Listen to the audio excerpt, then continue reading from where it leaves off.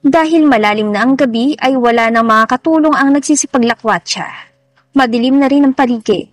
Ang kusita lamang ang maliwanag ng buksan kong ilaw. Dito ko na rin paunti-unting ininom ang isang baso ng gatas. Sino nandyan? Nabilaukan ako nang may boses ang umingay sa lugar. Napatuwid ako ng tayo at tinago ang baso sa aking likuran sa pag-aakalang si Panying o isa kina Davina ang nagmamay-ari ng boses na yon. Subalit at sumudpot sa loob ng kusina ay isang bagong mukha na ngayon ko lang nakita.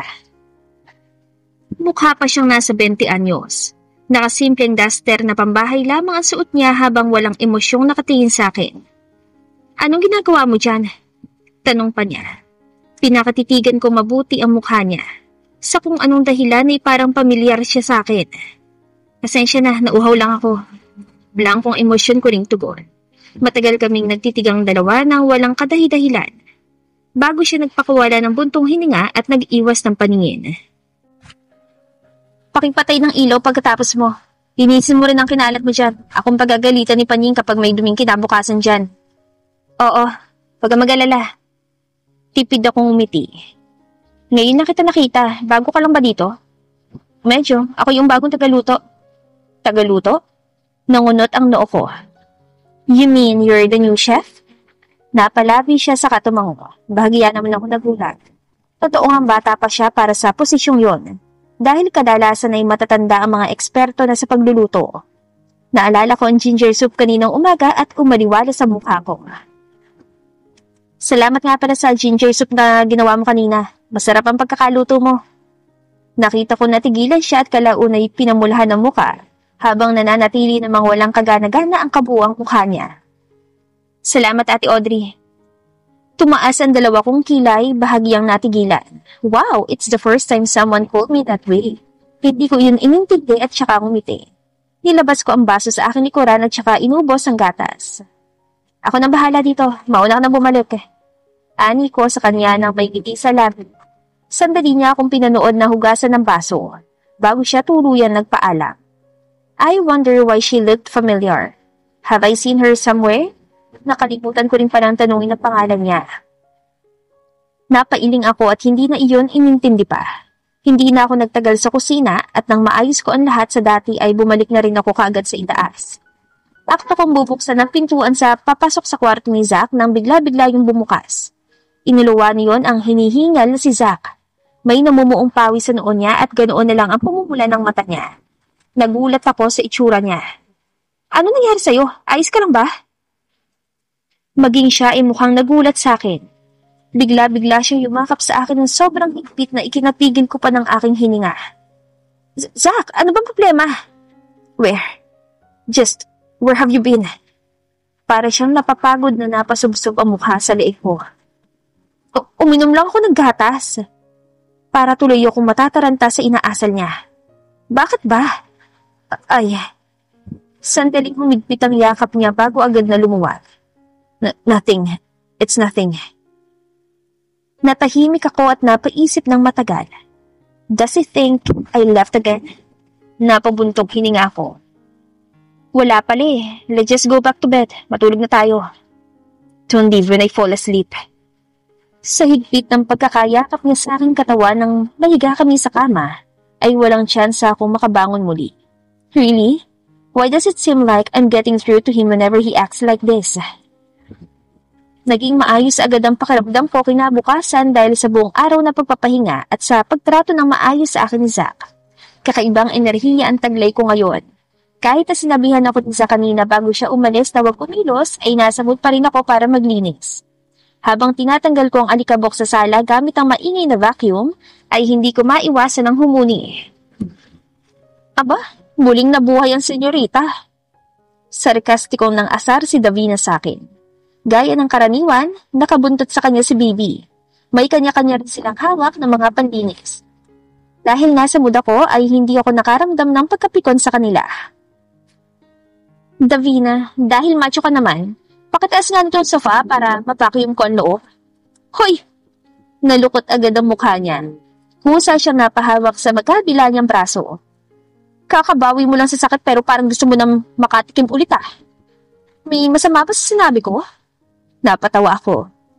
Bibihira lang sa babaeng malakas gaya mo. Be thankful. Etchusera ka. Napikon si baby. Iangat mo yan sa pan na mag-isa mo. Huwag mong may utos-utusan si Davina, ha? E di ikaw na lang. Total, sa laki mong yan, paniguradong madali lang to para sa'yo. Bruha ka talaga. Guys, sabay-sabay na napabaling ang mga ulo namin sa gawin ni Eza. Pinanood namin siyang nagkakandara pa pang tumakbo patungo sa kinalalagyan namin. Punong-puno siya ng halo-halong emosyon. Hindi siya mapakaling humarap kina Davina at baby. Buksan yung TV! Buksan yung TV, dali! Natataranta niyang pag-uutos sa dalawa. Napakunot naman ang noo ko saka pinatay ang maingay na vacuum para makaisyoso sa kanila. Ano naman kayang ganap sa babaeng to na puno ng kasinungalingan? Ano ba nangyayari sa'yo? May pagtatakaring tanong ni Davina sa kanya. Bawal tayong manood ng TV lalo pa sa oras ng trabaho. Anas pa ni baby. Ano bang meron? Buksan! Importanteng mapanood nyo tong interview. Si Esa na mismo ang hindi mapakaling nagsaksak ng TV saka walang restriksyon yung binuksan gamit ang remote. Hoy! Nababaliw ka na pag tayo napagalitan ni Panying dyan. Patayin mo yan, Esa. Ano ka ba naman? Bahagya akong lumayo sa kanila kung sakaling dumating si Panying at baka madamay ako. Nag-agawan sila sa remote dahil gusto ng dalawa na patayin agad ang TV, ngunit nagpupumilit si Eza na may ipapanood sa kanila. Hindi rin niya magawang magpaliwanag dahil inuunahan na siya ng halo-halong emosyon. Sandali lang, kailangan niyo itong mapanood bago pa mahuli ang lahat. Ikakaltas to ni Panying sa sweldo natin kapag nakita tayo, Eza. Sandali lang naman kasi. Hinugot ni Davina ang saksakan kung kaya't namatay ang TV. Tumigil ka na nga. Sabihin mo na lang sa amin nung mayroon at atat na atat kang manood kami niyan. Basta, hindi ko mapaliwanag. Napakakulit ni Esa nang muling binuksan ang TV. Buksan niyo ang TV! Umalingaw-ngaw sa lugar ang boses ni Panying mula sa aming likuran. Sabay-sabay kaming napalingon sa kanya. Ang reaksyon niya ay kapareho ng kay Eza. Buksan mo dali! Inagaw pa niya ang remote na hawak ni Eza para siya ang magbukas nun at magpalipat-lipat sa ibang channel. Ano bang nangyayari? Muli akong napaabante para tignan ang screen ng television. Naguguluhan kaming tatlo ni Davina at Bibi nang nagsipagdatingan ng ibang mga katulong at nagkumpulan sa harapan yon. Napuno ng ingay ang lugar. Napakunot ako ng noo at napaseryoso. Tinaasan pa ni Panying ang volume at naagaw na ng puno kong atensyon. Nang matitigan ko ang screen ay bumalagta sa akin ang mukha ni Mami Vic. Handa na ba ang lahat ng madlasa? Mainit-init at nag-uumapaw na pasabog na naghihintay sa ating lahat? Naroon pa rin ang kasiglahan ng host na iyon at ang kanyang show. Ang pinagkaiba lamang ay nalipat sa tanghali ang kanyang oras. Mayroon din kaming closeness na dalawa sa showbiz dahil ilang beses ako na-feature sa show niya at nagkakasama kami sa iilang palabas kung saan gumaganap siya bilang extra.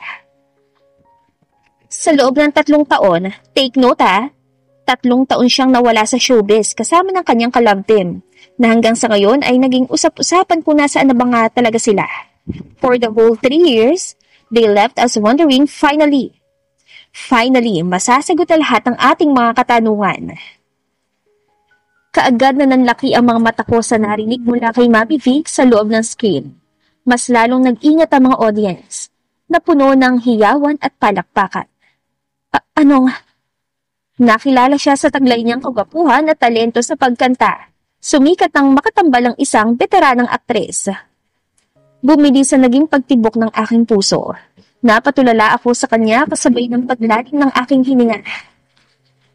Ang nagpakilig sa ating lahat at pumukaw sa ating puso, sa ang kanyang talento sa pag-acting ay talaga namang naakit lahat. Hindi lang mga kababaihan, bata o matanda. Let's all welcome. Para akong binuhusan ng malamig na tubig ng matapat ang kamera sa isang banner, kung saan nakalagay doon aking mukha. Kasama si Landers Maxwell. Unti-unti ay ipinakita ang pagdating ni Landers sa stage kasama si Mami Vic kung saan sila nagyakap ang dalawa. Napaka-presko, walang pagbabago. Subalit malaanghel ang paraan ng pagngiti niya ngayon sa harapan ng mga tao. Naramdaman ko ang panghihina ng aking mga binti. Anumang oras ay bibigay na ako mula sa kinatatayuan. Matapos niya akong marahas at walang puso na ibenta sa black market, Mapapanood ko siya ngayon sa harapan ng screen. Oh my God! Totoo nga nakapost sa social media ngayon. Ngayon lang. Shucks! Mag-artista na ba siya ulit? Si Audrey, oh! Sari-saring bulungan mula sa mga katulungan ng ibabaw bukod sa napakalakas na hiyawan mula sa screen ng TV. Nararamdaman ko ang mga paningin nila na nakatutok sa akin at kay Landers pasalit-salit. Tila ay may gusto silang ipahiwatig sa mga tinginan niyo. Naramdaman ko ang pagsiko sa akin ni Davina, subalit halos hindi na ako makagalaw sa kinatatayuan ko. Ni hindi ko magalaw ang ulo o mga mata ko. Napako na yon sa mukha ni Landers. He looks so perfect, like he never abuses anyone. How can he still smile so innocently and sweetly after what he did to me? Why? Why is he showing himself again? Anong balak niyang gawin? Ang kapal naman talaga ng mukha ng lalaki yan para magpakita pa sa TV, no? Maghintay ka lang sa oras na mapanood to ni Sir Heskel. Nanggagaliiting banta ni Panying habang tutok na tutok sa screen. Nanatili akong nakatulala doon. Habang tumatagal ay siyang pabilis na pagtibok ng puso ko, dahilan upang habulin ko ang nanlalamig kong hininga. Napakatagal na rin magmula nung huli tayo nakita, Landers. Grabe. Mas lalo kang pumogi. Mas lumaki ang katawan mo. Kung saan na ba? Sa tagalan ng panahon, panigurado akong marami kang baon na kwento para sa mga madla. Makikita ang labis sa pananabik ni Mami Vic. Hindi naman nawawala ang malaking pagkakangiti ni Landers sa kanyang mga labi na umaabot pa hanggang sa tainga niya. It has been a very long time, so I thought hindi na ako kilala ng mga tao. Pero para makita ang pagdagsa ng mga audience ngayon, hindi ko talaga to inaasahan. We love you, Landers! Ganoon na lang ang paglukot ng mukha ko. Imposibleng may makaalala pa sa'yo at dagsain ka dyan. Paniguradong binayaran mo yung mga tao dyan. For the past 3 years, hindi naging madali ang buhay namin dahil na rin sa pag-alis sa showbiz. We have missed a lot of things, including our families and friends. That's why I'm very grateful for today's opportunity to appear again in public. Wow! Mas lumaki ang ngiti ni Mami Vic. You keep saying we. Sino ba yung tinutukoy mo, Landers? Please tell us about everything kasi talaga nagulat din ako nung kinontak mo ako for an interview.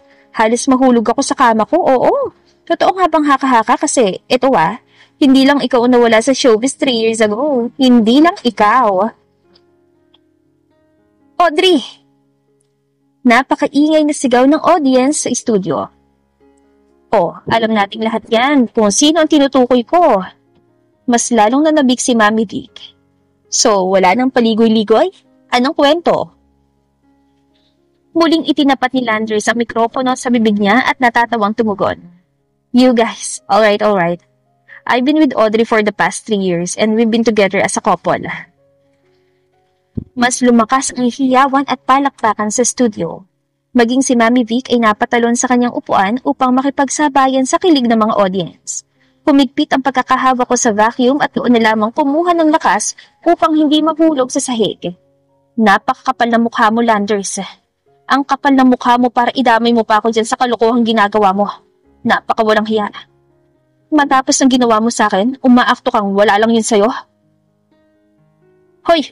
Nandito yung Audrey mo! Muling paggalito sigaw ni Panin.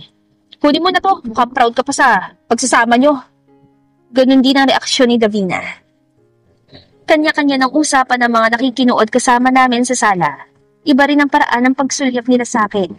Habang ako ay pinanghihinaan ng katawan, subalit ang loob ko ay kanina pang nagsusumigaw. Kung kaya ko lang magwala ngayon, ay gagawin na. Couple, as in you and Audrey got married in real life? Pagkumpirma pa ni Mami Vic kay Landers. Magkakasunod naman itong tumango. Yes, right after we decided to leave the showbiz life to build a family, nagpakasal na agad kami. We never got married. Hindi yun totoo. Pero yung time na yun, kumalat sa lahat ng news outlets na kasal si Audrey Laurel sa isang kilalang businessman sa bansa, si Mr. Saavedra. Yeah, gusto ko rin i-clear ang news na yun na wala yung katotohanan. Ever since the leak video spread on social media, sumunod na yung balita na kasal talaga ang asawa ko sa lalaking yon. Pero ako na nagsasabi na wala yung katotohanan. Dahil sa nangyari yon, Audrey's reputation fluctuates a lot. And it was hard for her during that time since bago pa lang din kami noon. But alam naman namin ang katotohanan, so after matapos ang series na ginagawa namin nun, talagang nag-decide na kami na magsama. Muling umingay ang palakpakan at lumiwanag ng husto ang mukha ni Mami Vic. Ayun naman pala. Anong hindi kasal? Muling napabulala si Fanny. Kasal! Kasal si Sir Heskel at Audrey. Napakasinungaling. Gagawin pang masamang tao si Sir Heskel? Di yun nangyari. Bakit nandito si Audrey ha, Landers? Diyos ko, naguguluhan ako sa nangyayari. Ang hirap talaga kapag nag-two-timing ka. Hindi kaya niloloko lang din siya ni Audrey noon? Baka naman sinabi ni Audrey na hindi pa siya kasalon kaya siya pinatulan ni Landers. Hala ka, iba talaga kapag lumandi. Sa akin nabaling ang sisig. Sa akin agad silang lahat nagalit dahil sa mga panghuhulang yon. Hindi nila ako mismo tinanong.